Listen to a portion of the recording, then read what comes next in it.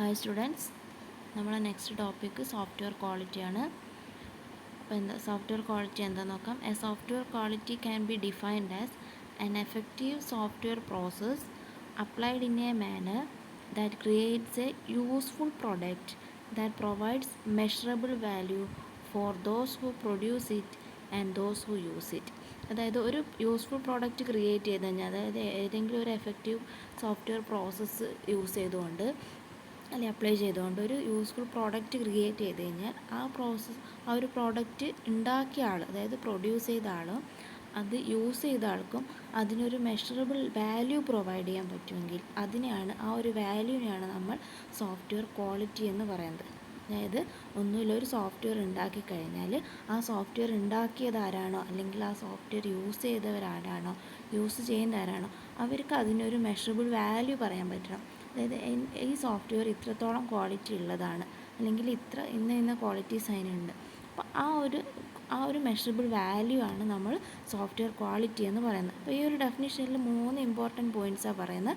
ഒന്ന് എന്ന് പറഞ്ഞാൽ an effective software process. An effective software process എന്ന് പറയുമ്പോൾ it establishes the infrastructure that support any effort at building a high quality software product. ഒരു high quality software product build ചെയ്യാൻ വേണ്ടി support ചെയ്യുന്ന infrastructures, അതാണ്. അതായത് ഏതൊക്കെ ഇൻഫ്രാസ്ട്രക്ചർ യൂസ് ചെയ്തിട്ടാണ് നമ്മളൊരു high quality software product create ചെയ്യുന്നത്, അല്ലെങ്കിൽ അതിൻ്റെ എഫേർട്ട് എന്താണ്, ഒരു high quality software product build ചെയ്യാൻ വേണ്ടി എത്രത്തോളം എഫേർട്ട് ആവശ്യമുണ്ട്, അതിൻ്റെ ഇൻഫ്രാസ്ട്രക്ചർ, ഇതൊക്കെയാണ് ഒരു എഫക്റ്റീവ് സോഫ്റ്റ്വെയർ പ്രോസസ്സ് കൊണ്ട് ഉദ്ദേശിക്കുന്നത്. ഏതൊരു ടൈപ്പ് സോഫ്റ്റ്വെയർ പ്രോസസ്സ് യൂസ് ചെയ്തിട്ടാണ് നമ്മളത് ബിൽഡ് ചെയ്യുക. നമ്മൾ കുറേ സോഫ്റ്റ്വെയർ പ്രോസസ്സ് മോഡൽസൊക്കെ പഠിച്ചില്ലേ, കുറേ അംബ്രല്ല ആക്ടിവിറ്റീസൊക്കെ അല്ലേ. അപ്പോൾ അങ്ങനെ ഏതൊക്കെ പ്രോസസ്സ് എഫക്റ്റീവായിട്ടുള്ള ഏതൊക്കെ സോഫ്റ്റ്വെയർ പ്രോസസ്സ് യൂസ് ചെയ്തുകൊണ്ടാണ് നമ്മളൊരു സോഫ്റ്റ്വെയർ ബിൽഡ് ചെയ്യുന്നത്, അതാണ് N effective software process first point വരുന്നത്. സെക്കൻഡ് എന്ന് പറഞ്ഞാൽ A useful product. Useful product കൊണ്ട് ഉദ്ദേശിക്കുന്നത് it delivers the content, functions and features that the end user desires.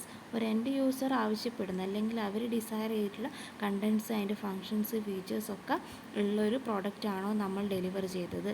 അതേപോലെ അതിൻ്റെ റിലയബിലിറ്റി അത് എത്രത്തോളം എറർ ഫ്രീ ആണ്, അത് എത്രത്തോളം റിക്വയർമെൻറ്റ്സ് അത് സാറ്റിസ്ഫൈ ചെയ്യുന്നുണ്ട്. ഒരു സ്റ്റേക്ക് ഹോൾഡർ പറഞ്ഞ അല്ലെങ്കിൽ അതിൽ എക്സ്പ്ലിസിറ്റ്ലി സ്റ്റേറ്റ് ചെയ്ത് അല്ലെങ്കിൽ അവർ പറഞ്ഞിട്ടുള്ള എല്ലാ റിക്വയർമെൻറ്റ്സും ആ ഒരു പ്രോഡക്റ്റ് സാറ്റിസ്ഫൈ ചെയ്യുന്നുണ്ടോ. അതുകൂടാതെ in addition it satisfy implicit means എന്ന് പറഞ്ഞാൽ that are expected of all high quality software. Is of use ആണ് ഇംപ്ലിസിറ്റ് റിക്വയർമെൻറ്റ്സും ഉണ്ട്. അതായത് ഒരു കസ്റ്റമർ പറഞ്ഞിട്ടുള്ള അല്ലെങ്കിൽ ഒരു സ്റ്റേക്ക് ഹോൾഡർ സ്റ്റേറ്റ് ചെയ്തിട്ടുള്ള എല്ലാ എക്സ്പ്ലിസിറ്റ് ആൻഡ് ഇംപ്ലിസിറ്റ് റിക്വയർമെൻറ്റ്സ് ആ ഒരു പ്രോഡക്റ്റ് സാറ്റിസ്ഫൈ ചെയ്യുന്നുണ്ടോ എന്നുള്ളതാണ് സെക്കൻഡ് പോയിൻറ്റ്. തേർഡ് പോയിൻറ്റ് വരുന്നത് by adding values for both the producer and user. Of a software product. അതായത് high quality software provides benefits for, അതായത് ഒരു സോഫ്റ്റ്വെയർ പ്രോസസ്സ് ക്രിയേറ്റ് ചെയ്ത്, അതായത് ഹൈ ക്വാളിറ്റി സോഫ്റ്റ്വെയർ പ്രോസസ്സാണ് create ചെയ്തെങ്കിൽ ആ ഒരു സോഫ്റ്റ്വെയർ പ്രോസസ്സ് അതിൻ്റെ സോഫ്റ്റ്വെയർ ഓർഗനൈസേഷൻ ആയിക്കോട്ടെ, അത് യൂസ് ചെയ്യുന്ന ഒരു എൻഡ് യൂസർ കമ്മ്യൂണിറ്റി ആയിക്കോട്ടെ, അവർക്ക് ഗുഡ് ബെനിഫിറ്റ്സാണ്, നല്ല ബെനിഫിറ്റ്സാണ് അത് പ്രൊവൈഡ് ചെയ്യുക. ഇപ്പോൾ ഒരു സോഫ്റ്റ്വെയർ ഓർഗനൈസേഷൻ്റെ ഭാഗത്താണ് നമ്മൾ നോക്കുന്നതെങ്കിൽ ഒരു ഹൈ ക്വാളിറ്റി സോഫ്റ്റ്വെയർ ആണ് ക്രിയേറ്റ് ചെയ്തെങ്കിൽ അതിനെന്തായിരിക്കും, അതിൻ്റെ മെയിൻ്റനൻസ് എഫേർട്ട് അല്ലെങ്കിൽ മെയിൻ്റനൻസ് കോസ്റ്റ് അത് കുറവായിരിക്കും അല്ലേ. അതേപോലെ അതിൻ്റെ അത് കുറച്ച് എറേഴ്സ് മാത്രമേ അത് ക്രിയേറ്റ് ചെയ്യുള്ളൂ, അല്ലെങ്കിൽ അതിന് നല്ല യൂസർ സപ്പോർട്ട്, കസ്റ്റമർ സപ്പോർട്ട് അതിന് കിട്ടുന്നില്ല. അപ്പം ക്രിയേറ്റ് ചെയ്യാൻ കൂടുതൽ സമയം എടുക്കുന്നുണ്ടെങ്കിലും അതെന്തായിരിക്കും, അതൊരു സോഫ്റ്റ്വെയർ എഞ്ചിനീയറിനെ സംബന്ധിച്ച് പറയുമ്പോൾ to spend more time creating new applications and less on rework. അതിന് റീവർക്കൊന്നും വരില്ല, കാരണം മെയിൻ്റനൻസ് കുറവായിരിക്കും. അല്ലെ ഹൈ ക്വാളിറ്റിയുള്ളൊരു സോഫ്റ്റ്വെയർ ഉണ്ടാക്കി, അപ്പോൾ അത് പെട്ടെന്ന് എറേഴ്സ് വരില്ല, എറേഴ്സും കാര്യങ്ങളൊക്കെ കുറവായിരിക്കും. അതുകൊണ്ട് അതിൻ്റെ മെയിൻ്റനൻസ് എഫേർട്ട് എന്ന് പറയുന്നത് കുറവായിരിക്കും. അതാണ് by adding values for both producer and user. ഇനി ഈ ഒരു സോഫ്റ്റ്വെയർ ക്വാളിറ്റി മെഷർ ചെയ്യാൻ വേണ്ടിയിട്ട് പല രീതിയിലുള്ള ഡയമെൻഷൻസ് കൊണ്ടുവന്നിട്ടുണ്ട്. അപ്പോൾ അതിലൊരു 3 കാര്യങ്ങളാണ് നമ്മൾ പഠിക്കുന്നത്. ഒന്ന് ഗാർവിൻസ് ക്വാളിറ്റി ഡയമെൻഷൻസ്, ഗാർവിൻസിൻ്റെ കുറച്ച് ക്വാളിറ്റി ഡയമെൻഷൻസ് പഠിക്കുന്നുണ്ട്. പിന്നെ മെക്കാൾസ് ക്വാളിറ്റി ഫാക്ടേഴ്സ്, മെക്കോൾസ് കൊണ്ടുവന്ന കുറച്ച് ക്വാളിറ്റി ഫാക്ടേഴ്സ് പഠിക്കാനുണ്ട്. പിന്നെ ഒരു ISO 9126 ക്വാളിറ്റി ഫാക്ടേഴ്സ്. ആ 3 കാര്യങ്ങളാണ് നമുക്ക് ക്വാളിറ്റി ഫാക്ടേഴ്സിൽ പഠിക്കുക. അതായത് എന്തൊക്കെ കാര്യങ്ങൾ വെച്ചിട്ടാണ് നമ്മളൊരു സോഫ്റ്റ്വെയർ മെഷർ ചെയ്യുന്നത്, അല്ലെങ്കിൽ അതിൻ്റെ ക്വാളിറ്റി പറയുന്നത്. അപ്പോൾ ഗാർവിൻസിൽ പറയുന്നത് എന്താ വെച്ചാൽ, ഈ ഗാർവിൻസിൽ കൺസിഡർ ചെയ്യുന്ന ഒരു മൾട്ടി ഡയമെൻഷണൽ വ്യൂ പോയിൻറ്റിലാണ് ഈ ഒരു ഗാർവിൻസ് ക്വാളിറ്റി ഡയമെൻഷൻസ് വരുന്നത്. അതിൽ മെയിനായിട്ട് 8 ഡയമെൻഷൻസ് ആണ് ഡെവലപ്പ് ചെയ്തിരിക്കുന്നത്. 8 dimensions of quality were not developed specifically for software. They can be applied when software quality is considered. Software quality consider ചെയ്യുന്ന സമയത്ത് അപ്ലൈ ചെയ്യാൻ പറ്റിയ ഒരു 8 ഡയമെൻഷൻസ് ആണ് ഈ ഗാർവിൻസ് ക്വാളിറ്റി ഡയമെൻഷനിൽ പറയുന്നത്. അതിൽ ഫസ്റ്റ് വണ്ണാണ് പെർഫോമൻസ് ക്വാളിറ്റി. പെർഫോമൻസ് ക്വാളിറ്റി എന്ന് പറഞ്ഞാൽ ഡസ് ദ സോഫ്റ്റ്വെയർ ഡെലിവർ, അതായത് ഒരു സോഫ്റ്റ്വെയർ അതിൻ്റെ എല്ലാ കണ്ടൻറ്റ്, ഫങ്ഷൻസ്, ഫീച്ചേഴ്സിൽ അതിന് റിക്വയർമെൻറ്റ്സ് പറഞ്ഞിട്ടുള്ള എല്ലാ കാര്യങ്ങളും ആ ഒരു എൻഡ് യൂസർക്ക് പ്രൊവൈഡ് ചെയ്യുന്നുണ്ടോ, ഡെലിവർ ചെയ്യുന്നുണ്ടോ എന്നുള്ളതാണ് പെർഫോമൻസിൽ വരുന്ന. ഫീച്ചർ ക്വാളിറ്റി പറഞ്ഞാൽ does the software provide features that surprise, അതായത് ഒരു കസ്റ്റമറിനല്ലേ ഒരു എൻഡ് യൂസറിനെ സർപ്രൈസ് ആക്കും വിധമുള്ള ഫീച്ചേഴ്സ് അത് ആ ഒരു സോഫ്റ്റ്വെയർ പ്രൊവൈഡ് ചെയ്യുന്നുണ്ടോ ഉള്ളതാണ് ഫീച്ചർ. റിലയബിലിറ്റി നമുക്കറിയാം എന്ത് ചെയ്യുന്നില്ല, എറേഴ്സ് വിത്തൗട്ട് ഫെയിലർ ഇല്ലാതെ എല്ലാ ഫീച്ചേഴ്സും കാര്യങ്ങളൊക്കെ കറക്റ്റായിട്ട് പോകുന്നുണ്ടോ എന്നുള്ളതാണ്. എറർ ഫ്രീ ആണോ എന്നുള്ളതാണ് reliability. Conformance means does the software conform to local and external software standards that are, ഒരു ആപ്ലിക്കേഷൻ റെലവൻ്റ് ആയിട്ടുള്ള ലോക്കൽ ആൻഡ് എക്സ്റ്റേണൽ സ്റ്റാൻഡേർഡ്സ് അത് കൺഫേം ചെയ്യുന്നുണ്ടോ, അത് എടുക്കുന്നുണ്ടോ എന്നുള്ളതാണ് കൺഫോമൻസിൽ വരുന്നത്. Durability means can the software be maintained, അല്ലേ, കറക്റ്റായിട്ട് മെയിൻറ്റെയിൻ ചെയ്യാൻ പറ്റുമോ, എറർ ഫ്രീ ആണോ, അതിൻ്റെ will changes cause the error rate, എന്തെങ്കിലും ചേഞ്ചസ് വന്നാൽ അത് എറർ വരുത്തുമോ, റിലയബിലിറ്റി കുറയോ, സമയം പോകില്ല, ഓരോ ടൈമിനനുസരിച്ച് ആ ഒരു റിലയബിലിറ്റിക്ക് കുറവുണ്ടാവും, അതൊക്കെയാണ് ഡ്യൂറബിലിറ്റി. സർവീസബിലിറ്റി എന്ന് പറഞ്ഞാൽ അത് മെയിൻറ്റെയിൻ ചെയ്യുക for corrected in a acceptable short period of time, ഒരു ഷോർട്ട് ടൈം പീരീഡിൽ അത് മെയിൻറ്റെയിൻ ചെയ്യുക, കറക്റ്റ് ചെയ്ത് തരാൻ പറ്റുമോ എന്നുള്ളതാണ് serviceability. Then aesthetics means there is no question that each of us has a different and very subjective vision, അതായത് ഓരോരുത്തർക്കും ഡിഫറെൻ്റ് ആൻഡ് സബ്ജക്റ്റീവ്, അതായത് ഒരു സോഫ്റ്റ്വെയറിനെ കുറിച്ച് ഒരു വിഷൻ എന്ന് പറയുന്നത് അത് നമുക്ക് ഓരോ ഡിഫറെൻറ്റ് യൂസേഴ്സ് വെച്ചിൽ അത് ഡിഫറെൻ്റ് ആയിരിക്കും. അപ്പം yet most of us would agree that an aesthetic entity has a certain elegance. ഒന്നുമില്ല, ഒരു സോഫ്റ്റ്വെയറിന് കുറേ ക്യാരക്ടറിസ്റ്റിക്സ് ഉണ്ടാവണം, അത് ഒബ്വിയസ് ആയിരിക്കണം, അത് അല്ലെല്ലാ ഫങ്ഷൻസ് പ്രൊവൈഡ്. അപ്പോൾ ആ ഒരു കാര്യങ്ങൾ, ആ ഒരു ആസ്തെറ്റിക്, ആ ഒരു ശാസ്ത്രം വെച്ചിട്ടാണ് നമ്മൾ ആ സോഫ്റ്റ്വെയർ ഗുഡാണ് അല്ലെങ്കിൽ ബാഡാണ് എന്ന് പറയുന്നത്. അപ്പോൾ അതാണ് ആസ്തെറ്റിക് കൊണ്ട് ഉദ്ദേശിക്കുന്നത്. പെർസെപ്ഷൻ എന്ന് പറഞ്ഞാൽ, അപ്പോൾ എക്സാമ്പിൾ പറയുകയാണെങ്കിൽ, if you introduce a software product that has a build by produce, ഒരു പുവർ ക്വാളിറ്റി സോഫ്റ്റ്വെയർ ആണ് നമ്മൾ ഒരു സോഫ്റ്റ്വെയർ ഓർഗനൈസേഷൻ അല്ലെങ്കിൽ സോഫ്റ്റ്വെയർ കമ്പനി ഒരു പുവർ ക്വാളിറ്റി സോഫ്റ്റ്വെയർ ആണ് ആദ്യം കൊടുത്തത് എന്ന് വിചാരിക്കും ഒരു കസ്റ്റമറിന്. അപ്പോൾ അവർക്ക് അവിടെ വരുന്നതായിരിക്കും ഒരു നെഗറ്റീവ് ഇൻഫ്ലുവൻസ് ആണ് അവിടെ വരിക. നേരെ മറിച്ച് ഒരു ഹൈ ക്വാളിറ്റി സോഫ്റ്റ്വെയർ കൊടുത്തു കഴിഞ്ഞാൽ അവരുടെ ആ ഒരു റെപ്യൂട്ടേഷൻ എന്തായിരിക്കും, എക്സലൻ്റ് ആയിരിക്കും. അവർക്കുള്ളൊരു എന്താ പറയുക, even when you may perceive quality even it when does not really exist, അത് ആ ഒരു കറക്റ്റായിട്ടുള്ളൊരു അല്ല ഹൈ ക്വാളിറ്റി സോഫ്റ്റ്വെയർ കൊടുത്തെങ്കിൽ അവിടെ ഒരു പോസിറ്റീവ് ഇൻഫ്ലുവൻസ് ആണ് ആ ഒരു കമ്പനിക്ക് വരിക.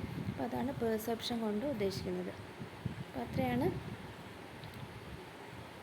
ഇവിടെ. ക്വാളിറ്റി ഫാക്ടേഴ്സ് രണ്ട് രീതിയിൽ കാറ്റഗറൈസ് ചെയ്തിട്ടുണ്ട്.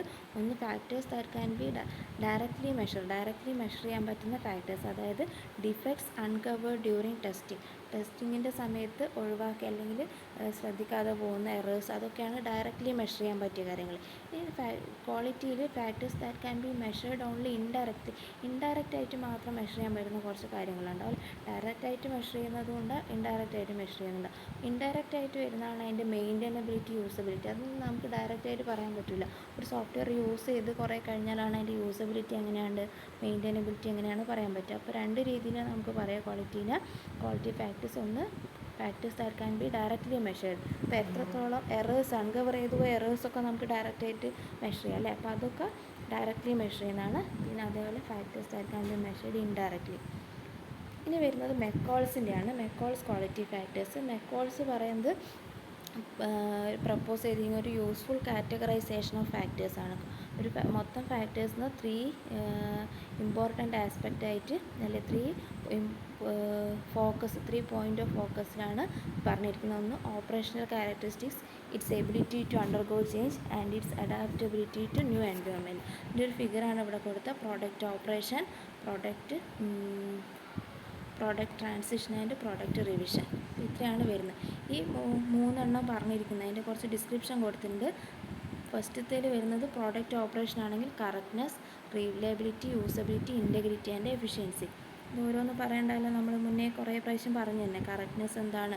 കറക്റ്റ്നെസ് ആണെങ്കിൽ അത് സ്പെസിഫിക്കേഷനും കസ്റ്റമേഴ്സ് മിഷൻ അല്ലെ കസ്റ്റമറിൻ്റെ ഒബ്ജക്റ്റീവ്സൊക്കെ കറക്റ്റായിട്ട് സാറ്റിസ്ഫൈ ചെയ്യുന്നുണ്ടോ.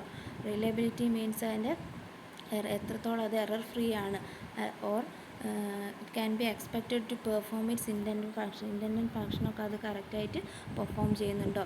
Efficiency mean amount of computing resource and code required by, അല്ലെ ഒരു ഫംഗ്ഷൻ പെർഫോം ചെയ്യാൻ ആവശ്യമായിട്ടുള്ള എത്രത്തോളം റിസോഴ്സ് ആവശ്യമുണ്ട്, എത്ര കോഡ് അത് ജനറേറ്റ് ചെയ്യണം, അതാണ് efficiency. Integrity means unauthorised person, അതായത് എല്ലാവർക്കും to which access to software or data by unauthorized person. Unauthorized person ആ ഒരു ഡാറ്റ ആക്സസ് ചെയ്യുന്ന കൺട്രോൾ ചെയ്യുക. യൂസബിലിറ്റി പറഞ്ഞാൽ എഫേർട്ട് റിക്വയർഡ് ടു ലേൺ, ഒരു പ്രോഗ്രാം ലേൺ ചെയ്യാൻ അല്ലെങ്കിൽ ഓപ്പറേറ്റ് ചെയ്യാൻ, ഔട്ട്പുട്ട് പ്രിപ്പയർ ചെയ്യാൻ വേണ്ടിയിട്ടൊക്കെ ഉള്ള എഫേർട്ട് എത്രത്തോളമാണ്. ഇതൊക്കെയാണ് ഇതിൽ വരുന്ന പ്രോഡക്റ്റ് ഓപ്പറേഷനിൽ വരുന്ന correctness, reliability, usability, integrity and efficiency. പിന്നെ വരുന്നത് പ്രോഡക്റ്റ് റിവിഷൻ.